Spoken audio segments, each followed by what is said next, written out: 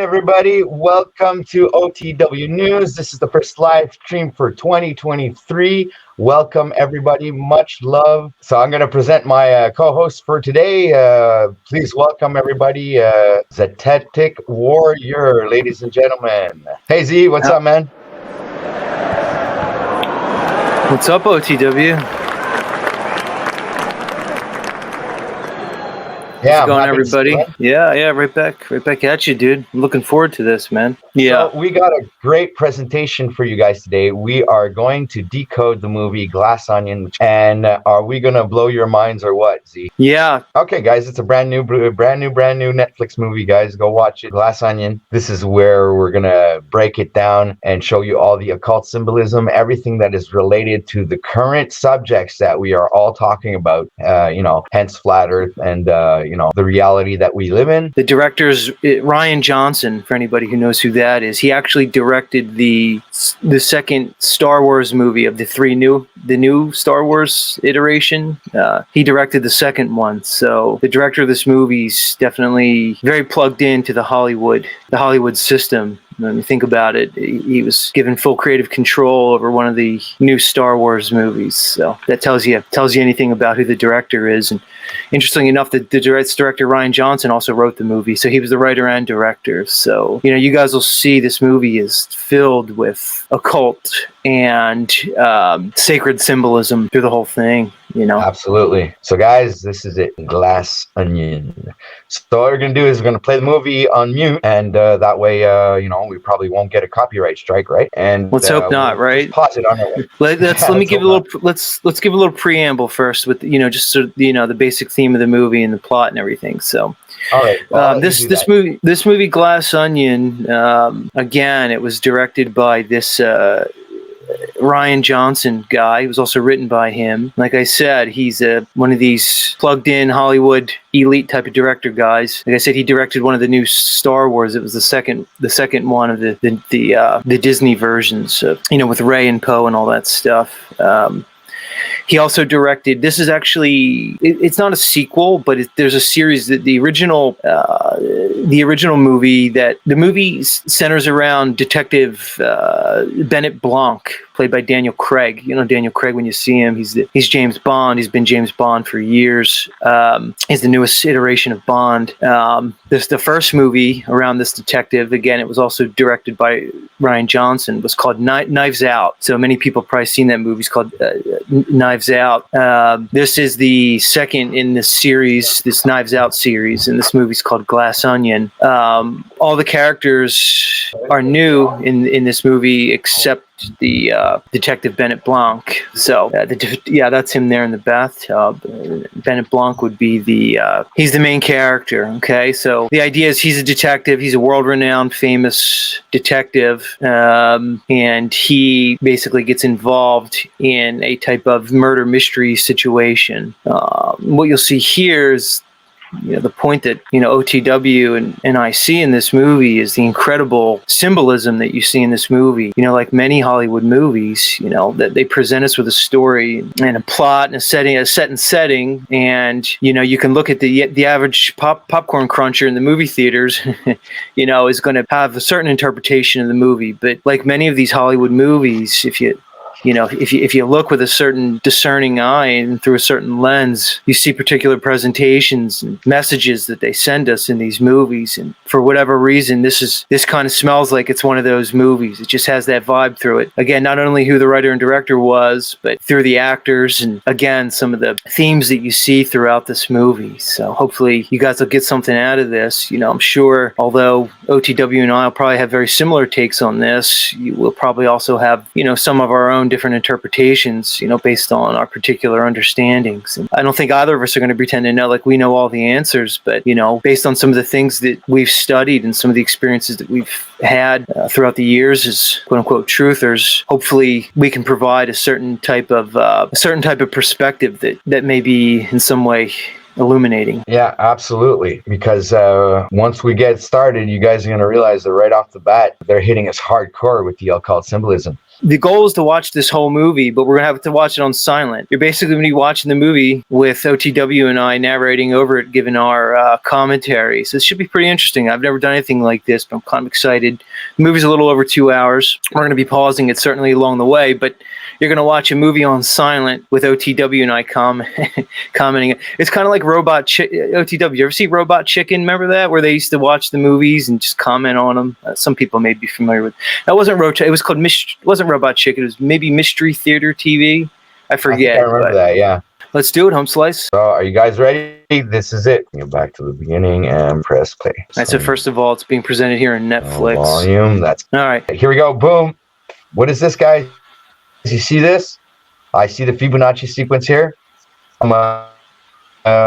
Symbolism looks like. What I see here looks to be, almost a representation of the infinity sign on the bottom one there, which would be an 8, no beginning, no end. Yeah.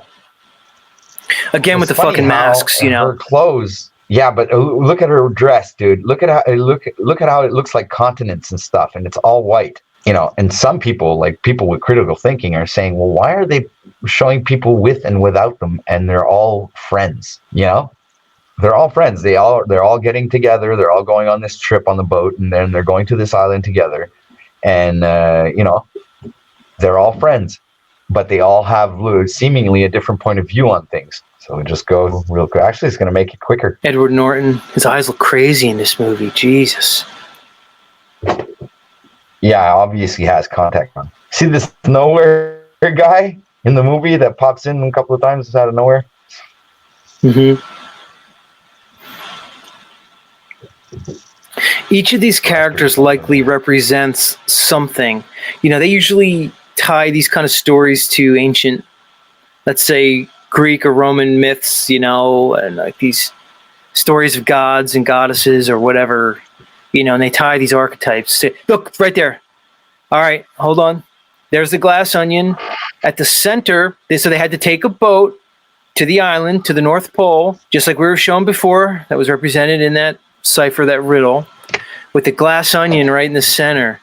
Let me share my screen again, OTW, real quick, just to show people to remember what we were shown before.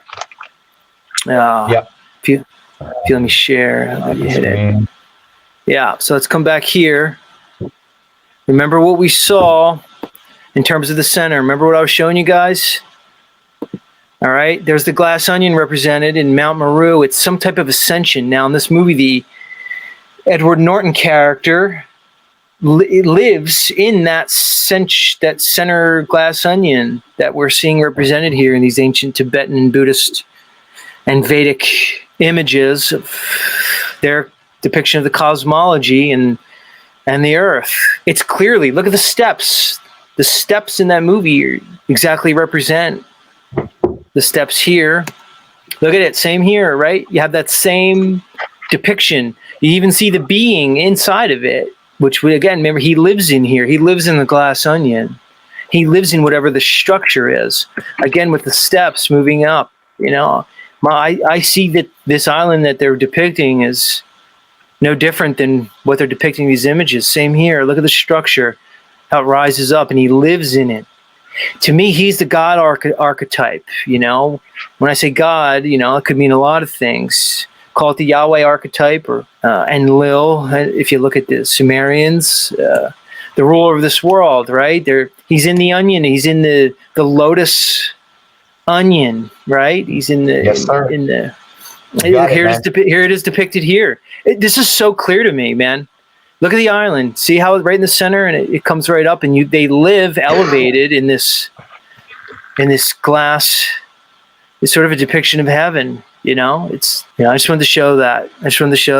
See how the steps rise to it? Look at the four onions around it. Again, same depiction. See the four structures around it? The four mini ones? Again, that's the four pillars. Yeah. That's the four angels. The four pillars. See how the steps go up, just like I was showing with that imagery. Yeah. And then when you look at the map, that is also another miniaturized version of what this island looked like. Well, this building, right? It's unbelievable what they're showing here.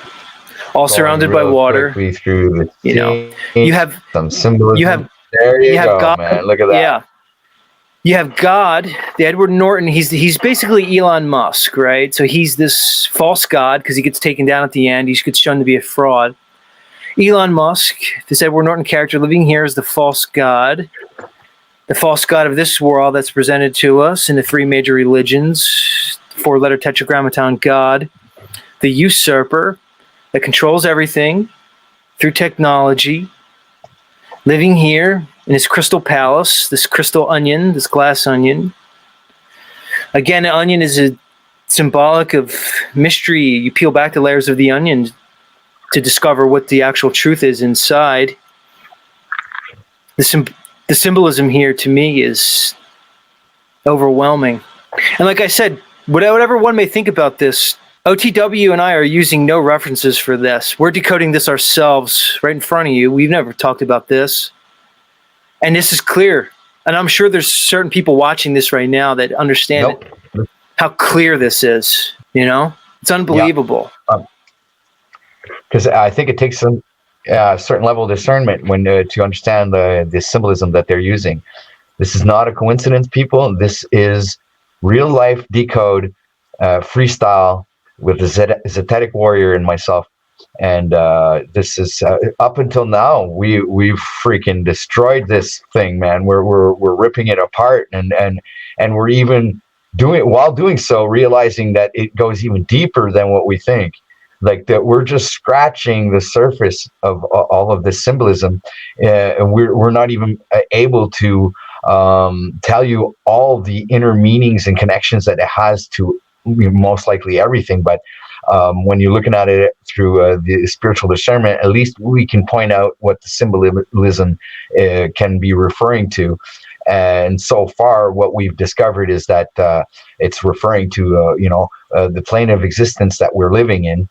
And it's also referring to the mysteries of the human mind, right? And how our biological functions are directly related to how this world works. So I'm pretty much starting to think that all of this is connected, right? Even more so than before. So if I keep moving on, next scene. Right, so now they're inside that scene, central glass so now onion. They're inside. Yes. Yeah. Just gonna hide the comment. So this is where God lives. So right now, quote unquote inside, God. Yeah. This is where God lives above everybody, where he can see everything around him. He can see the whole world. Again, call it Valhalla. Call it any representation of the heavens. All the images we just showed depicts it. The ancients knew it. Right. Here he is in the glass onion, so if I just elevated above. I'm gonna go too far. Okay, so now they're coming up the stairs, and you look at the cube. The truss is this light-shaped thing. So unfortunately, now I'm gonna want it because there are certain scenes that you have to see because I know for a fact. Okay, I'm gonna have to play it a little bit. To me, this is like some type of sacred geometric energy system, right? It's almost like representing like some kind of like energy generator or something, right? Like exactly. But if you look at on the inside of it, you'll see right here. There's the Fibonacci sequence. Okay, all right, and we don't see it clearly right now. If I think they'll zoom in. See, look inside the glass thing and how the geometry shapes are pointing something out. They want to show you something. Okay, so look down here, the vortex that you were talking about. It's there. You see it? Where's that? Z? The steps? See the vortex right here? Well, dude. Where my cursor is? Oh, you're right. Look, and the steps, dude. Right here. Look at the ascension. Hold on, OTW. The ascension, they just walked up the spiral staircase, the vortexing spiral staircase as they're ascending to the heavens, where God lives. Edward Norton is the God character. Probably a Yahweh representation. Okay, a demigod, the God of this world, overseeing everything from the heavens. You see better now. In the north. He's God overseeing everything from his crystal palace in the heavens from the north. Just like the Nordic depiction of Valhalla. Just like the Judeo-Christian representation of the Father in heaven. Okay? Right. So I guess you can see it really clearly now. This where the Fibonacci sequence here, or the spiral of life. Okay, it's pretty much in your face right there. So if I keep going, they're probably going to zoom in, so you don't see it now. It also looks like So the representation of neurons. This is something I want like you guys to it looks like a Go ahead. I was going to say that what we just saw looks like neurons in the brain, right? The neuronal connection of in the brain, right? It could also depict this realm as being fractal. Yes. Like a holographic fractal realm. Okay. Yep. So and check this out. Okay, this is something I want to point out. Up here, it's a neon sign. Okay, written glass onion. But I want you guys to just look at the colors. We have purple and green. So what did I relate that to earlier when we were talking about the atomic number for silver is 47? So 47 to me was the fourth chakra and the seventh chakra, which are green and purple. What else? Odd. I've just made the connection right now. So I see here in the background the neon light, which is purple and green, which is 47, which is the green is the heart chakra. Okay.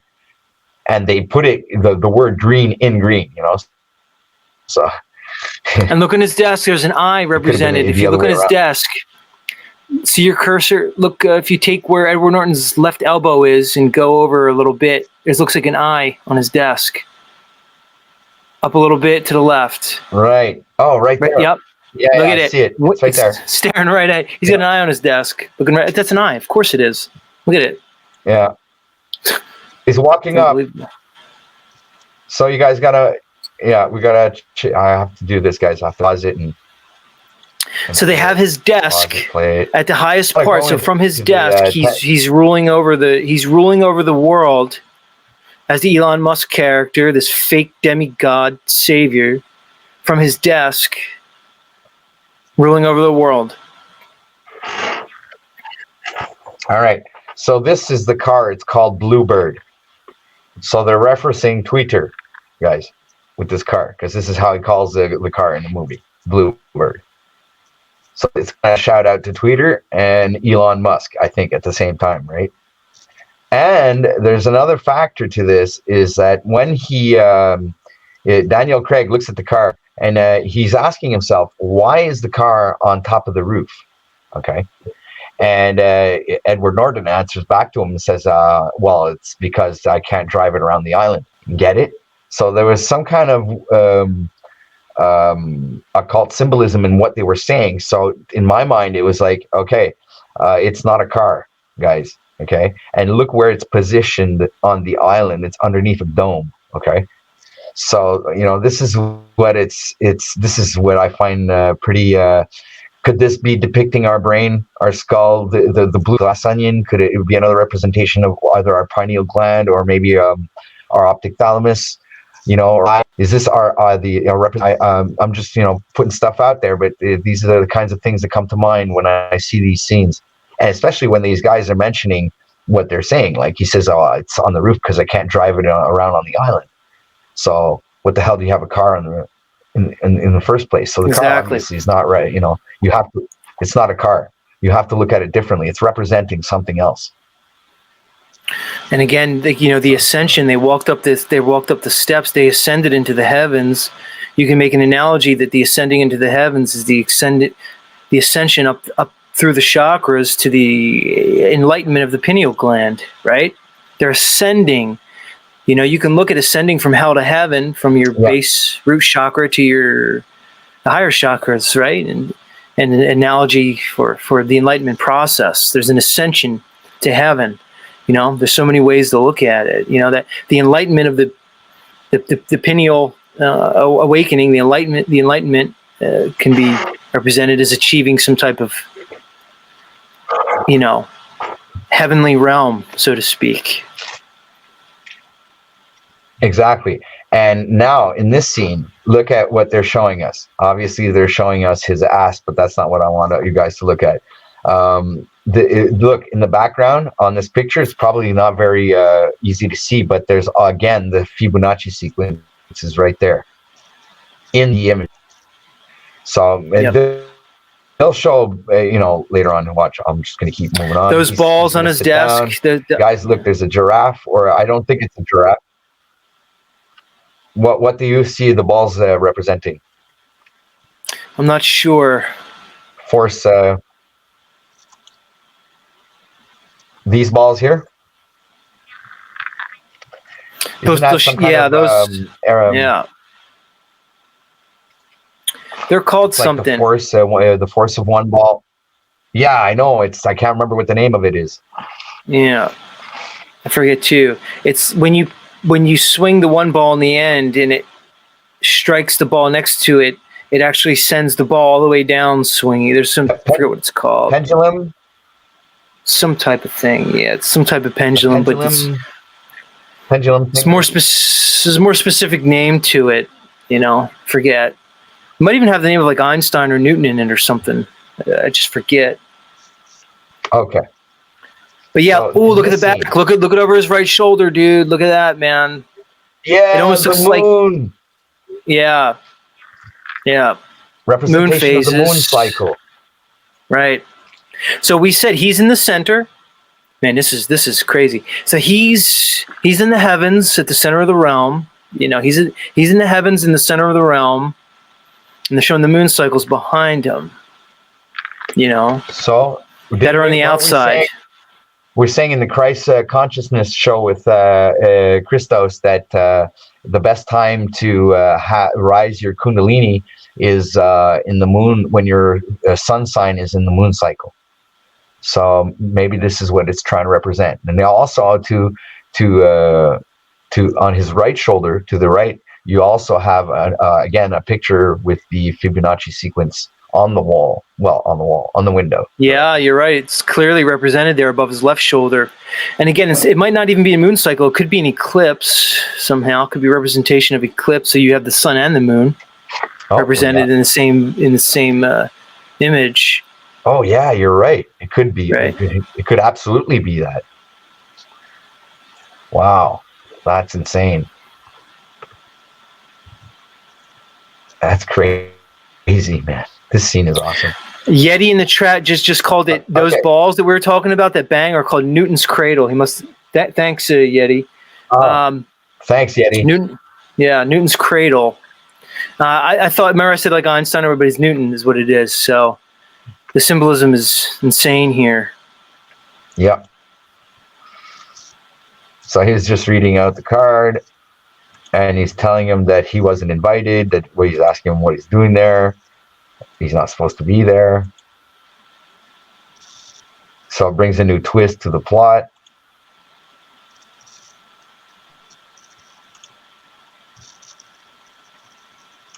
So he's going to hire him to, figure again, everything is a crystalline structure. So they're here in the heavens. There it is. They're here in the heavens, right? They've ascended through the representation that we saw of the Mount Meru representation. They're in the crystalline heavens. The glass could be crystalline, right? It's think of that, right? Again, he's the God archetype in the heavens, overseeing everything from the island in the north. Yeah, and this represents paradise, right? Because look at this place. Yeah. Exactly. We said Garden of Eden. Garden of Eden could be the north. We talked about the 4 rivers, Tigris, Euphrates, and the other 2 in the center. You see the pillars. Right. You see the pillars here holding it up. Yeah. And then next scene is going to be pretty cool because, the lady in the red dress. Well, okay, she's not in a dress, she's in a bikini, but she's still dressed in red again. So, and look, little cushion, it's red. And in the background, you see at the macro level, the micro level, the same car that was parked up in the tower. Okay, so you guys a small version of that same car. So you see her walking.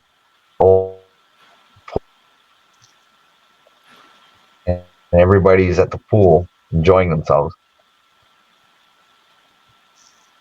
And this is the scene that is going to blow you guys' mind. All right.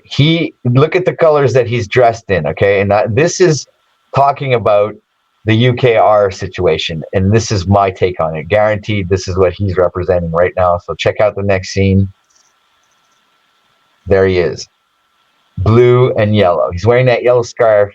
He's got the blue and white striped suit, just like, a soccer ref or something like that. And he's walking towards the Bluebird.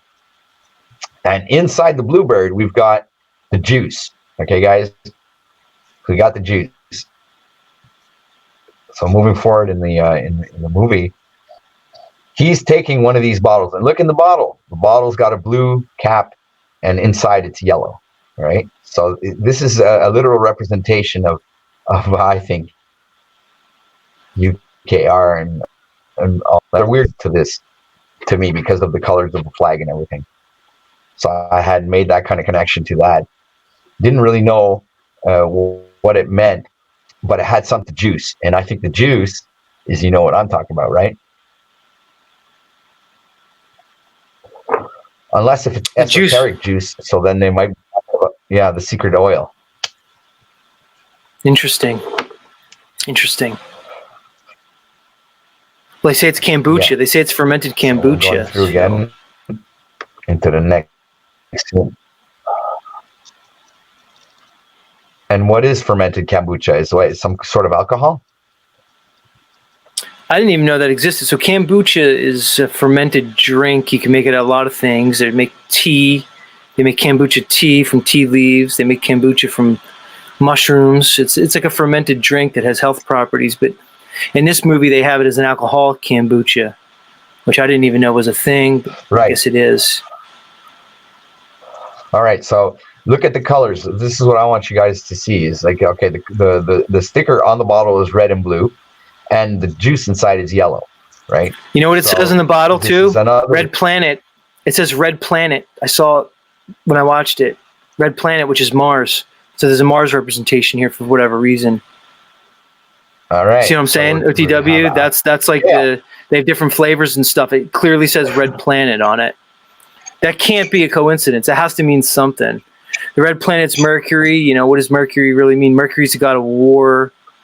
You can look at the Mercury as the alchemical representation of Mercury and what that means. You know, a lot of people think Mercury represents a Christ figure. The lowest chakra.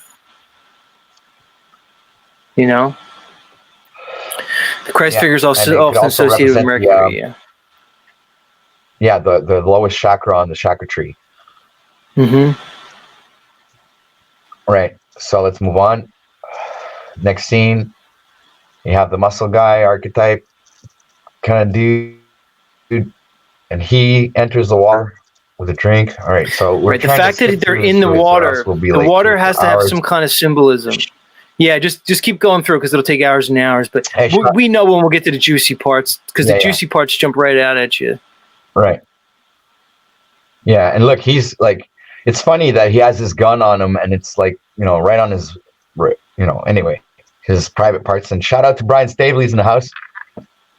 So happy to have you with us. We're just decoding Glass Onion. And we're skipping through the scenes real quickly because we want to see the occult symbolism here. She's wearing orange, could be representing the orange chakra. Oh, you know what's funny, OTW? He says in the beginning that the Edward Norton character mentions the chakras. He says, I've given you each different rooms based on my idea of which chakra you represent. They even say it. That's right. I forgot about that. That's true. I forgot about that. So that's it's obvious. One of the downsides of not. Yeah. It's one of the downsides of not being able to play the audio is we can't break down what they're saying because they also say truths in these things. So. It's not just the scenes, but also what they're saying, because they intertwine with, the symbolism. The chat just said that, and that's right, that Mercury also represents Hermes Trismegistus, which is the founder of the Hermetic principles back in ancient Egypt. And isn't he the messenger of the gods? Yeah, Hermes, the Hermetic principles. You think about the Hermetic order of the Golden Dawn and all that stuff. Hermes, um, all Yeah, the alchemical traditions stemmed from the Hermetic tradition, and all the symbolism we see here. So if they said red planet, there's definitely a link there. You know, and this one here, this little vixen, she obviously represents some kind of character. They all represent probably some kind of hold on. archetype, some kind of demigod, god archetype, that each one of them. I'm pretty sure Edward Well, Norton character represents the Yahweh obviously, character. yeah, and she's the archetype, divine feminine, maybe, or the sexual aspect of the whole thing, maybe. I don't, because it's always interconnected with the chakras, I think. And the other one was, she's all dressed in orange, so obviously she has everything to do with the sexual aspect of the of this whole interpretation. So if I go back here and I go back to the next scene, you're going to see her. She's all in orange. So the orange is the like you were saying, the sacral chakra, right? The one that's just over Well, the yeah. retina, Well, that's which two is, different girls. So you have, well, hold on. You have the Kate Hudson. She's the older.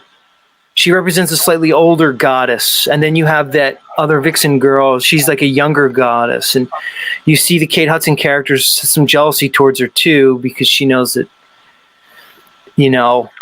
I bet if we she's represented younger. this as Yeah. some type, if we represented this as some type of Sumerian god archetype, you would see these people represented.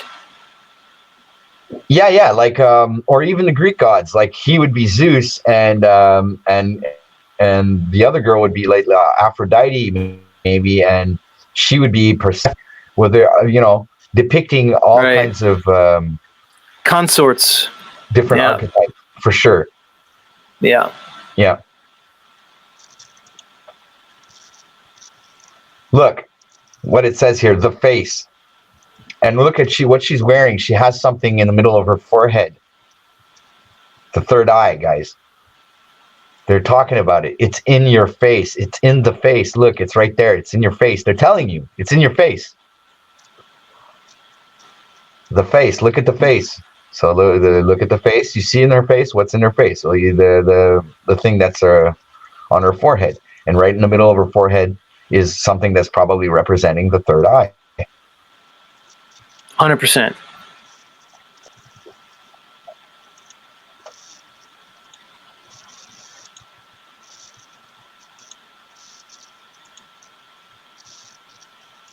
She's wearing black and white. So now you have this character coming in. I forget her character's name. Helen, maybe. She got the black and white. We know black and white represents duality, dichotomy. Think of the checkerboard floors in Masonic temples. Guys, if you think it's an accident that she's wearing a black and white dress like that, think again. Right? There's symbolism behind it. Nothing's an accident in this movie, I can tell you that much. No. So you have the pillars everywhere. You have the Roman. You have the Roman pillars everywhere. There's strong Masonic influences in this movie. You have the pillars. You have the pillars of Joachim and Boaz, like I said before. You had him with the fez, the Shriner's hat on, representing the masonry. So many. Look at the geometric patterns to the left there on that. They call that a geodesic pattern, right? Geodesic dome, geodesic spheres. Basically, you make a dome or a sphere out of triangular patterns. It's an obvious geodesic pattern there. Again, we're showing triangle and pyramid symbology there, sacred geometry. You're making a sphere from a triangle, energetic resonance chambers. I'm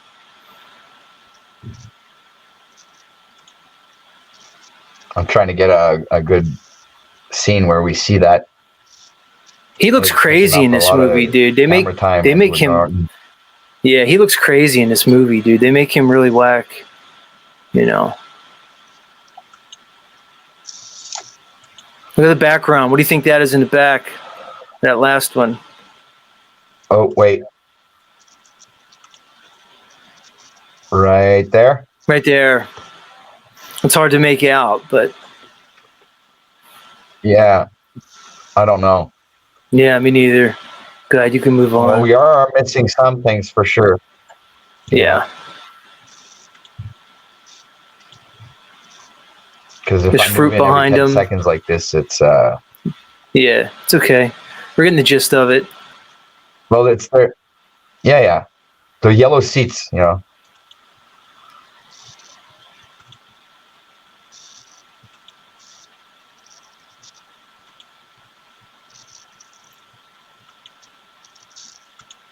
There's those steps again, ascending up, you know, the ascension up the steps to the glass crystal palace. It's clear. It's displayed very clearly here. The ascension up. You know, why a huge statue And it's funny of because buttocks, right? there you go. That's exactly what I wanted to point out. He's hiding right behind a big butt, but what they're telling you is it all starts here. It's where it starts. So probably there's a reason for having. Mm-hmm. There you go. Also, guys. giants. It's a giant. It's a giant. You see? Yeah.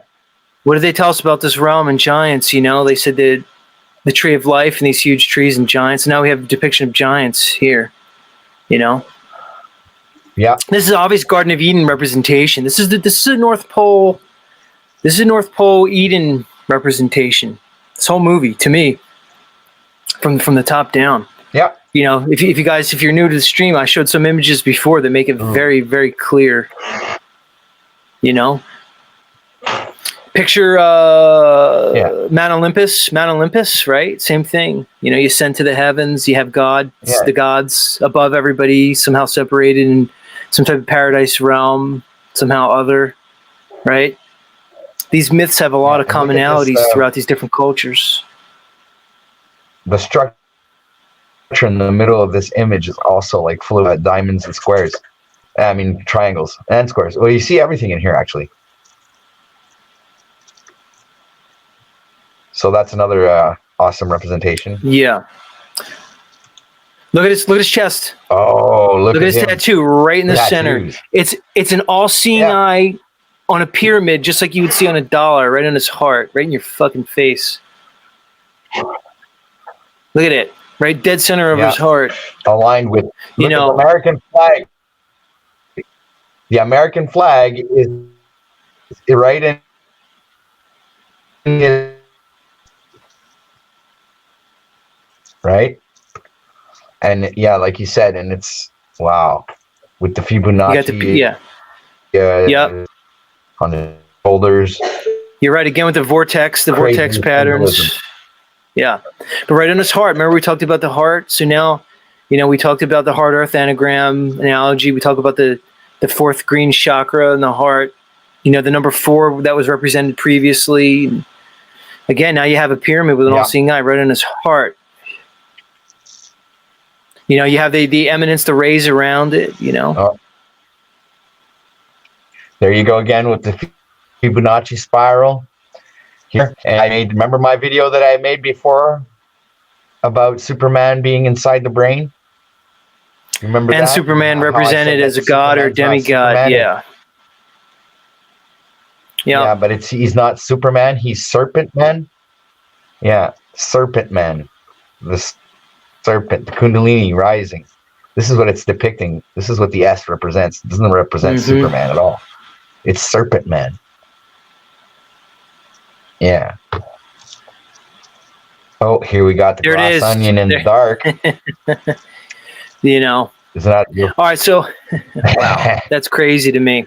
So wait, let me pull up my screen one more time because this reminds me of a very particular picture that I showed before. No problem.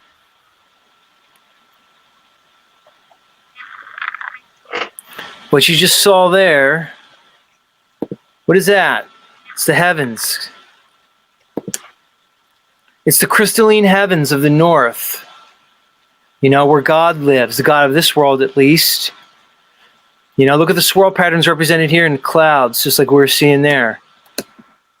Check this out. Look at it. Look what we're seeing there with this whole island and the representation of the north and the North Pole in this realm.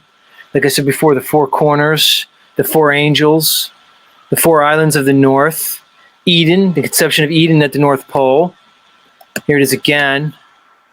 Look at it. Obviously represented on that island. All right. Again, this all comes from the Hindus. Look at the steps here. This is my favorite one, OTW, right here, dude. The steps leading up to the crystalline structure of the heavens where God lives. Look at the trees around it depicting a garden and like an Eden and a paradise. Yeah. Right? And if you come back to the image before, I see the X, not that one. That one. You see the X. Come back. Again. Right. You see the crystalline structure at the top? Right? Which one? The one after this one. No. Keep going. Again.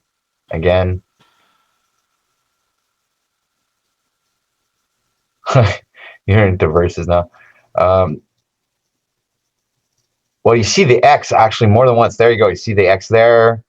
And X here that could represent the rivers of Eden, the Tigris, Euphrates, and the other two. There. You right. Oh, come back, man. It was right there. Back. That one. The X. You see it really good there. You do. You see the four angels, the four corners, the four islands of the north. You see the steps depicted just like they depicted here with the ascension up into the heavens, the crystalline heavens.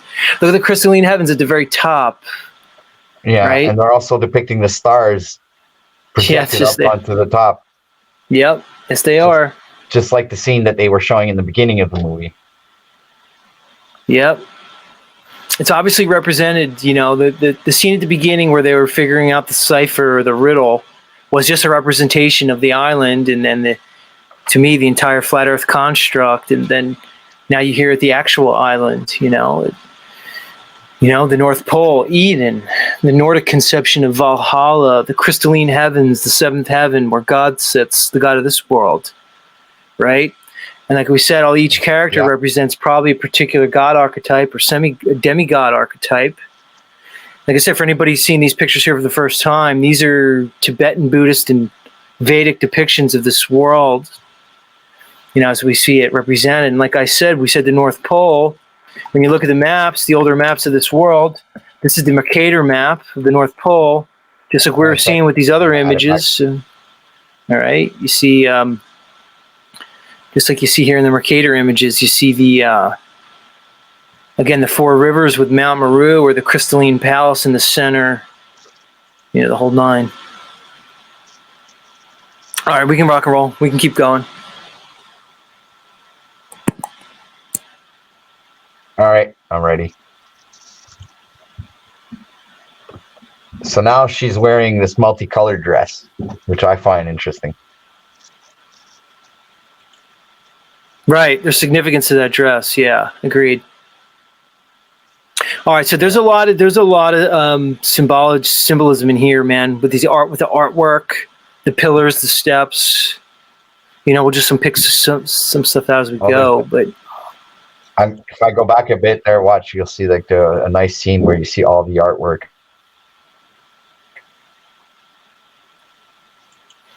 Again, man, you see. It's giving me a hard time. A lot of glass, a lot of crystalline, like we said before. It's called glass. Here we go. This is it. Yeah. Yeah. Look at the clown. Look at the clown representation. The clown could be some type of representation of the Nephilim or the jester kind of clown spirits, prominently displayed. But all crystal and glass. Christos would be happy right now. Christos would be happy right now. Oh yeah, with the clown archetype. The jester, it represents the jester. Yeah.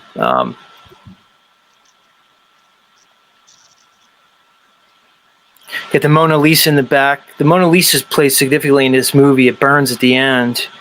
I'm not sure what they're trying to tell us that they did. That brings me back to. They're linking it to the Mandela effect, dude. Guaranteed, they're linking that one to the Mandela effect. They're using the Mona Lisa as a. They're putting that one in our face for sure. Well, they talk about her smile. They do say her smile changes. Yeah, they do say her smile changes, and that's the thing. Because that's the big thing about the Mona Lisa.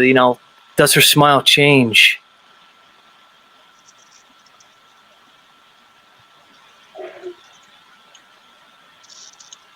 Good. Keep going.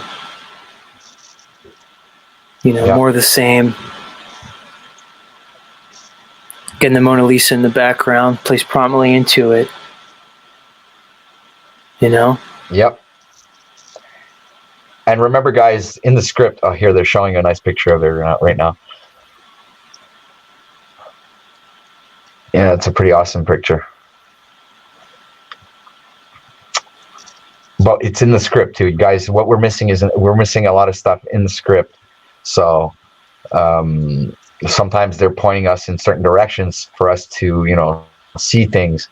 But right now we won't be able to point these things out because we're not following the script. We're just going from 10-second scene on forward, and we're see they're zooming in on the Mona Lisa for a reason, right? And they're zooming in on her as well, which is also significant, I think. Good point. She's all in white. This one's all in white. Yeah. There's got to be some symbolism to the white. This is all in black. Mm-hmm. If you look at the previous scene, you go back to Mona I think this character here, this character we're seeing, I think that character right there that we're seeing represents some type of female goddess archetype, potentially Sophia, because she's juxtaposed the whole. Yeah, this one. She's juxtaposed the whole time against the Edward Norton archetype. In the beginning, they start a business together. They start a corporation, and Edward Norton basically ousts her aside and takes over the corporation. Well, what about the conceptions we have of Yahweh and Sophia, or the Demiurge, or Yaldabaoth and Sophia, in the Gnostic conception of the gods and goddesses? And I think they're juxtaposing the female god archetype of Edward Norton the male archetype of Edward Norton with the female archetype, who Sophia was ousted, right? She's not accounted for in any of our modern conceptions of God. I think there's a lot to that here, that she's sort of that representation. The Mona Lisa probably ties into it somehow. I'm sure it does. Well, there's the skin, her pale skin and the black hair. Okay. And if you look here, she has colored light hair.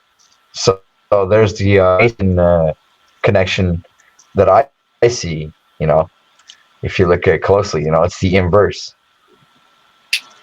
Good point. She has blonde hair. So she's the heroine of she's the hero of the story. Is that the one we just saw there? That chick. Yeah. Exactly. So she's going to take Edward Norton down. Right. She destroys this crystal palace. Oh. That's some kind of energy. So they use guys. This. This is weird. This is going to be hard to explain. So it's going to be hard to go. I don't want to explain too much about this, but what you're seeing there in the movie, this Elon Musk character played by Edward Norton develops, well, not him, as actually the chick, the heroine chick, she developed this type of perpetual technology, or this, it's like I don't know if it's a fusion, it's some kind of energy technology they actually associate with hydrogen, I think, and that's what makes it combustible at the end. But it's some type of embedded inside of a crystal. Inside of a crystal. So now here we have energy inside of a crystal. They're in the crystal palace of heaven, represented at the north. The crystalline, and then they unlock now the energetic power of the crystal that they show that explodes. And this crystal ends up destroying the crystalline palace. Is this saying something? Is this a representation of potentially maybe like the Tower of Babel, or some way where man tries to take on God with technology and then destroys God with the technology, with this crystalline energetic technology? There's some significance around the glass, the crystal here. I keep thinking of those conceptions again, those Vedic, Tibetan, and Buddhist conceptions of the crystalline palace, and the Nordic conceptions of the crystalline heavens of Valhalla and Asgard. It's more appropriately Asgard. Yeah, and look at he's doing this 666 symbolism over here with his hand. Yeah, which represents that's blatant. That's blatant, right? Mm-hmm. He's talking, so that's a big shout out right there. And you also got Mona Lisa in the background. So think about it, guys. Think about it really closely. I'll go back to the scene, CERN, and then the next scene, they're showing Mona Lisa. So think about it, guys. It's either they're trying to push this or they're telling us the truth. It's got to be one or the other. Obviously, can't be both. So we have to figure Mona it out Lisa for ourselves, I guess. Mona Lisa was painted by Da Vinci, right? I'm right about that. Was Mona Lisa a Da Vinci painting? Yeah. So think about Da Vinci. Think about his conception of the, think about how much Da Vinci's tied in with the. Think about the Da Vinci Code. How Da Vinci was said to encode these ancient mysteries into his paintings and his sculptures, right? Think about the Last Supper and yes, sir. The encoding of the goddess archetype Sophia into the painting of the Last Supper. If you look at the painting of the Last Supper, they juxtapose what was supposed to be the Apostle John on Jesus' right hand, but Da Vinci made John a female, which is said to be Mary Magdalene, which could be a conception of the Sophia archetype. The Gnostics viewed Christ archetype as the Christ archetype as both a male and a female archetype. Jesus or Yeshua representing the male side and Sophia representing the female side of the Holy Spirit. Holy Spirit was said to be a female spirit. So now we have Da Vinci directly associated with all the symbolism based off all the ancient conceptions of the God archetypes. Yes, throughout not only throughout all the Judean Christian traditions, but again through the Sumerian and Nordic traditions, all the way through. Exactly. It's being associated the whole way. Yeah, I agree fully. And if you look at the when you look at the esoteric knowledge that they're conveying through this, you'll find that they're trying to explain some kind of knowledge, like in the Da Vinci picture of the Last Supper, you do see also like the 12 constellations, like as if he was using and the 4 seasons of and he's grouping up each of the seasons right into threes. So this is where you see the 3-3-3-3 symbolism, right, where you have 3 months in each season. So each month would represent one of them beings, and the feminine would be representing one of the feminine months in the year, right? Or even like the Venus archetype, or Isis, or Siri. I think there's multiple names for. Well, it's funny, dude. Archetype. We were juxtaposing Mercury and Christ. We were linking Mercury to Christ, which would be the male side of that coin, and then Venus would be the female side. Makes complete sense associated with the Sophia. Exactly. Because I'm juxtaposing the Edward Norton character with the other female heroine character as the female and male dichotomy when we conceive of gods, the masculine and the feminine in the battle, right? Because they're showing the inept masculine taking over for the dominant feminine here. Yeah. Agreed. This movie's crazy, guys. He's holding that. If you guys think me and OTW are pulling the shit out of our ass, you're completely wrong. We're not saying we're right on everything, but if you watch this movie with a discerning eye and you can't see what's going on here, you're really missing stuff.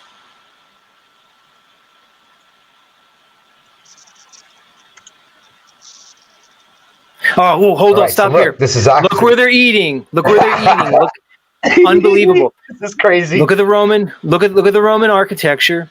Why would they put this here? They're in a crystalline palace. So this is an obvious presentation to me, OTW, of Mount Olympus, which would be the same as the crystalline heavens and the same as the Nordic. It's just a different representation of it. You see Mount Olympus archetype. You see the Roman archetype, the Greek. You see the Greek guys. The Greek culture preceded the Romans by like 500 years. You understand? This is Greek architecture that are passed down to the Romans. They're eating under it. All right.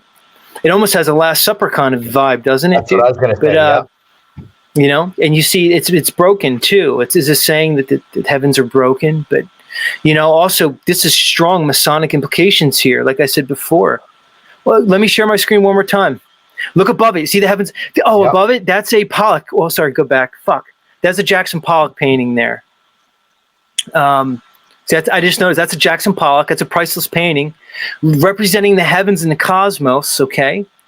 Represented here. Look at the center. You can call that the North Star. All right. Let me share my screen. Let me show everybody exactly what we're looking at here, right here. If you guys can't fucking see this. You're fucking blind. What's this right here, everybody? What do you see? You see the North Star represented under a dome. Look at the 4 pillars. They had 4 pillars represented where they were eating. There's 4 pillars. The 2 in front of the walking above is the 4 pillars of the earth. The stairs. Look at the stairs. They're eating above. The black and white represented checkerboard. I told you her dress was black and white before. You can see the obvious Masonic symbolism there with the square and compass. All right. Yeah. You know, look, and again, that the all-seeing eye could be represented as the North Star. You know, that Jackson Pollock painting was probably representation of the heavens. They put a Pollock. Jackson Pollock was a guy who just threw paint on a fucking canvas, and his stuff, his art is priceless. So now we have Jackson Pollock, which is a more modern art, juxtaposed against the Da Vinci art. Here with a complete and total Masonic representation. Like I said, the Mason stuff goes back to the Solomonic or Solomon tradition, you know, which was basically just a different incarnation of these Greek and Roman traditions and gods. You know, this stuff is played out so clearly here. It's unbelievable what these assholes do to us, man. They throw it right in our face. They present their symbolism through their pop culture. All right, 2W, we're back. Sorry, I was texting someone.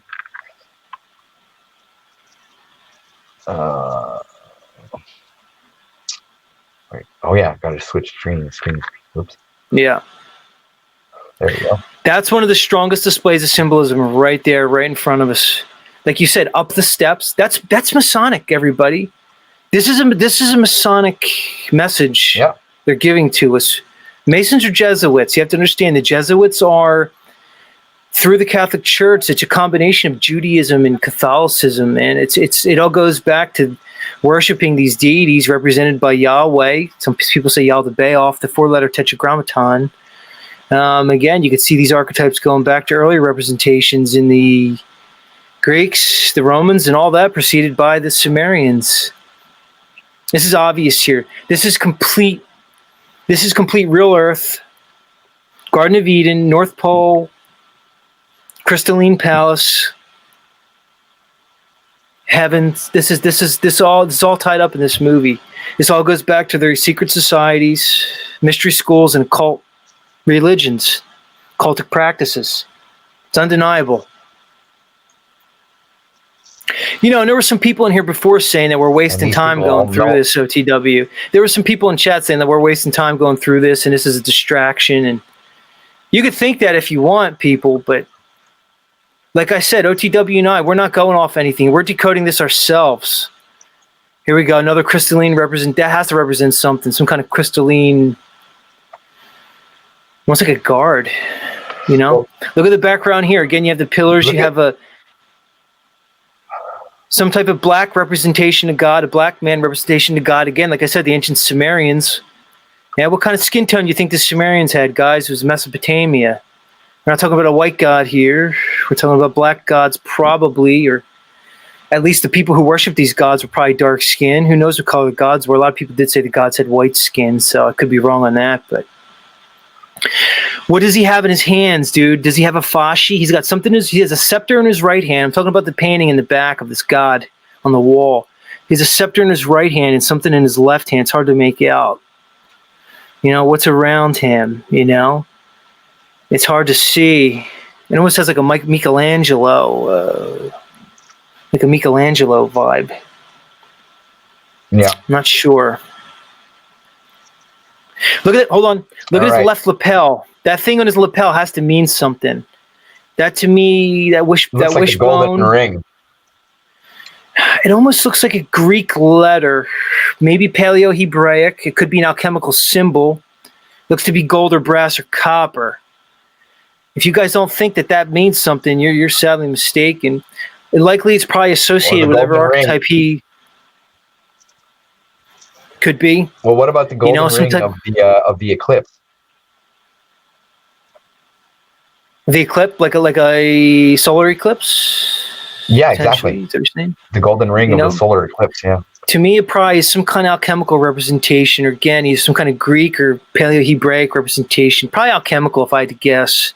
Probably associated with whatever god archetype he represents. The face, two faces. You know what I'm seeing here? Look at the god. Did you ever hear the god archetype Janus, the two-faced god of Janus? Two faces. Yes. The face, two faces, both making the same face. One with the third eye representation of her third eye. Whatever that crystal is probably represents something. Oh, it's a violet crystal, of course. Actually, the third eye is indigo, which is close to violet. This is amazing, OT. So we have an indigo, which exactly represents the third eye chakra right over hers, as she's making a double-faced goddess presentation. I'm seeing the double-faced goddess of Janus. It says the face, and there's two of them. Yeah. This is unbelievable. Yeah, but it also says he face. He face. Yeah, well, Janus was represented both as male and female. The gosh, if you ever look up the god Janus, you know what I'm talking about. Face. This scene here is unbelievably laden with symbolism. Look at the eye in the back. It's unbelievable. He's at the head of the table.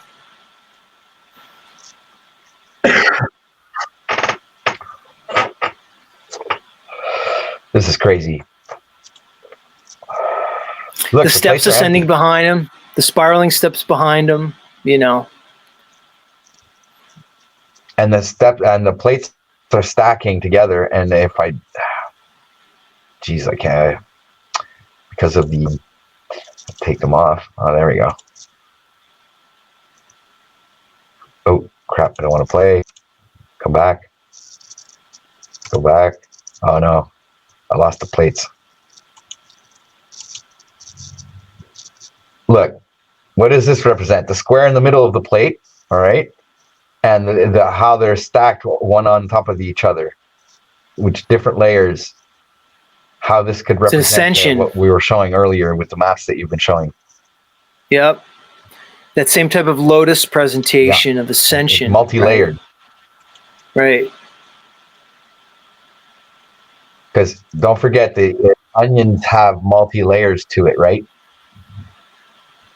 Mm-hmm. So maybe this reality has multiple layers to it. So, maybe that's why we're familiar with the Mandela effect, because some of us perceive multiple layers and other ones only see what's like the exterior layer. But look at the crystalline spheres all over. Yeah. Oh, go ahead. And those little lights. Often that we see them in the sky, people take up, pictures of, unidentified flying objects in the sky, and these kind of, they looks like these lights. Right. Like I said, the crystalline spheres on the table. And boom. Here he is back. Here he is back in the crystalline palace, the glass onion crystalline palace of heaven of God. Right, he's back in here interacting with God in the palace. Right, unless he snuck up there. I forget this scene. This is nighttime, obviously.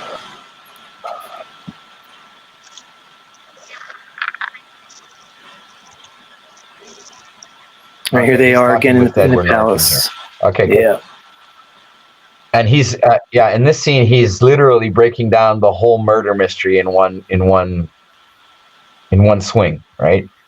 So he's gonna, and he's pissing Edward Norton off because in the scene before at the supper, he was supposed to have gotten killed by one of these guards that had a crossbow and shot him the arrow right in his stomach. But the arrow was a gimmick, and it just popped out after the whole scene, and he didn't die, obviously, and it was all a scam, right? And it was all screwed up because Daniel Craig's character, as a detective, had already broken down the whole mystery, and he said that, okay, well, you hired this writer to do this whole script because I read this writer and I know how she works, right? So he even told him, Edward Norton, that the whole script was written by somebody he hired, and he admits it. in the movie. He says like, yeah, you're right, man, I did hire her and she's really good. She's the best. So look at all these spheres again, these light bulbs that are shining. Mm-hmm. And you also have like that glass onion back in the back again, that purple and green. Which if you guys goes want back to to the 4 and the 7. My decoding number 47. Yeah, so I did a video on it, decoding 47 and how it's connected to Hulk, She-Hulk, and some superheroes, and it's also connected to the colors of our chakras, and so I have like the whole decode. You can guys go check it out. It's my I think it's my live streams. I'm not sure. You guys are gonna have to go check. All right, so now. Good, you can keep going. Yeah, I'm going through this real quick. The scene here. So having a big conversation, and you know. Oh, look. There's the Fibonacci sequence. The scene. There it is. Give a really big focus on the. Yeah. There it is. Fibonacci right in your face. It's like if this is it, right in your face, guys. This is like, if you don't see, the connections that we're making are pretty obvious right now to this point. And, you're starting to realize through this decode that nothing is a coincidence in this movie. Nothing. Everything is put in each scene for a reason. Think about it. If we're talking about the spiral vortex through the center of this realm to heaven, well, the spiral of that vortex would likely be a Fibonacci. When you look at the golden ratio and vortex physics follows the Fibonacci sequence.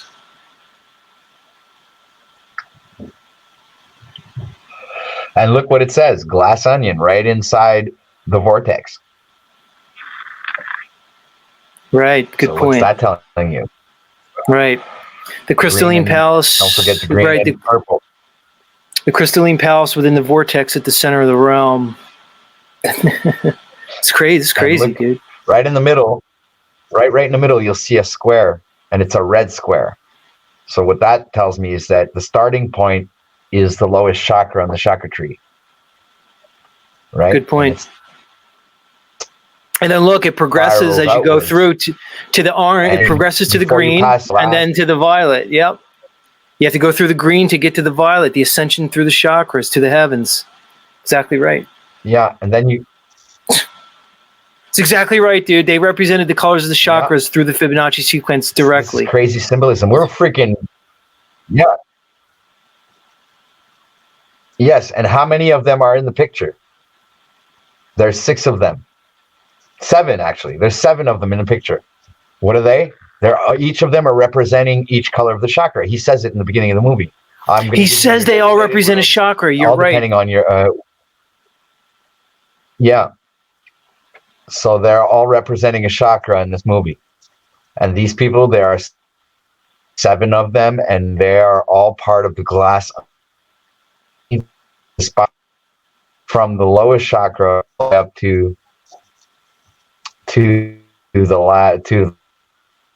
last chakra, which is outside. It's outside, brings you enlightenment. So far as I can see. So next scene, they're still going on with the debate, and boom, they're bringing up the picture again. So there's 6 of them in here, but there's 6 of them here, but there's 6 here, but there's another character at the island, which is the other girl, the Kate Hudson's assistant. She equals the 7th. Yeah. Or you could also think of the person that's taking the picture. That's the 7th behind the scenes. Interesting. Behind the lens, behind the camera. There's somebody taking this picture, right? Yeah. But the Chakra Association, they literally say in the movie, he literally says when they pull up to the island, he said, I placed you in different rooms based off my understanding of which chakra you would represent. It's amazing. Yeah. Oh, here's another There we go. Right. Crystal statues. Maybe that's Crystal what we are. everywhere. Maybe this room represents, because what's the pineal gland? The pineal gland is like a kind of a crystalline shape structure, right? So what if that structure is always still and immovable? It's not moving. It's always in the same spot. It's always like in the stars in the sky. Our stars are always aligned exactly at the same place every night. So it's the same thing, in my mind. What if the pineal gland or the optic thalamus is like that star, that's immovable plane, that and the rest of what we see is just a projection outwards. So we're all just crystal beings, we're not really moving, but we have this impression that we are, because the reality that surrounds us is a projection of our pineal gland or our optic thalamus. And our eyes are just receptors of what our third eye is projecting. So our third eye is projecting something, and our two eyes are the ones are receiving that information. So what if we're doing both at the same time, projecting and experiencing at the same time? That's just theory. Back to the Mona Lisa again, and pretty often in this movie, the Mona Lisa has like this kind of security system where every time somebody like even sneezes, like the window goes up and protects it, right?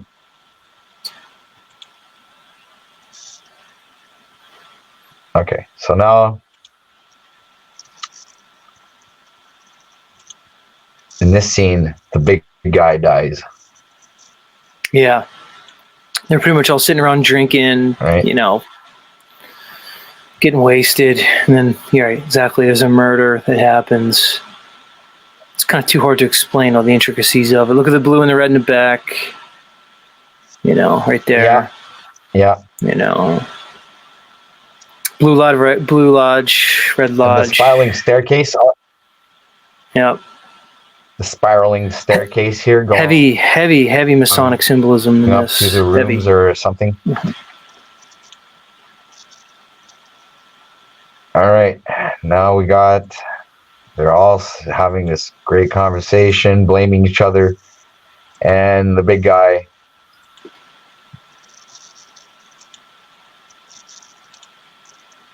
drinks his drink.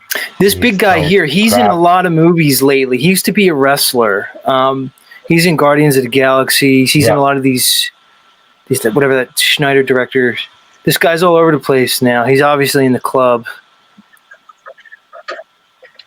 Now look at this scene where you see her dancing right in front of the pillars, and her head is right up in that picture that you were talking about before, right? Yeah. The Jackson Pollock with the opening. I think the opening represents the North Star. Yeah. The opening in the middle of that Jackson Pollock painting represents, to me, the all-seeing eye, which is the North Star that we showed depicted in that Masonic image. Her dress is rainbow colored. Think of the Rainbow Bridge of Ascension in the Norse traditions to Asgard. It also represents all the colors of the chakra, everything, dude. That you're right, OTW. Her dress. In the Bible, her dress represents a lot of things, and even the Bible, it's Jacob's coat of many colors. Right, that's right. That's right. Jacob's coat of many colors. That's right. Represented again the Old Testament. A lot of the Masonic stuff comes from the Solomonic traditions, which is Solomon, King Solomon, primarily represented in the Old Testament. Right. So, these things are all linked. Yeah. Again, I associate with the Edward Norton character to the Yahweh archetype. Now look at the shirt that this guy's wearing.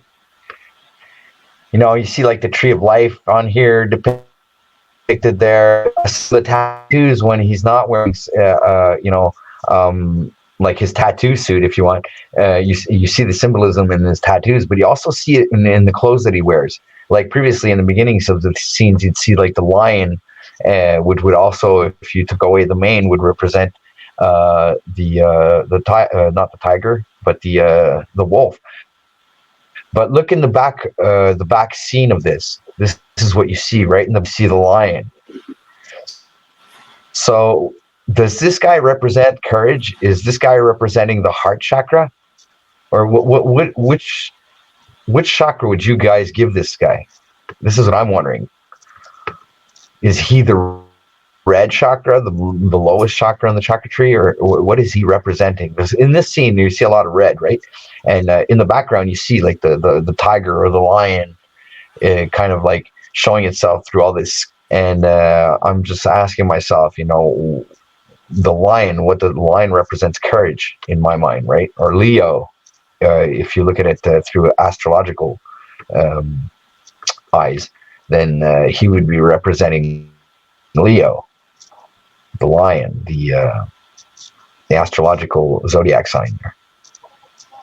Yeah. So the next scene, there we have. You see again, they're showing right in the scene. They're showing again the one-eyed symbolism in his chest, and they're making a point to show it there in that scene because his collar wouldn't be open otherwise. And you also have his necklace that I also think is representing that V symbolism that we see everywhere in the upside down Samsung and Kia and all these companies that have no bars in the A's, right? Oh yeah, that's right.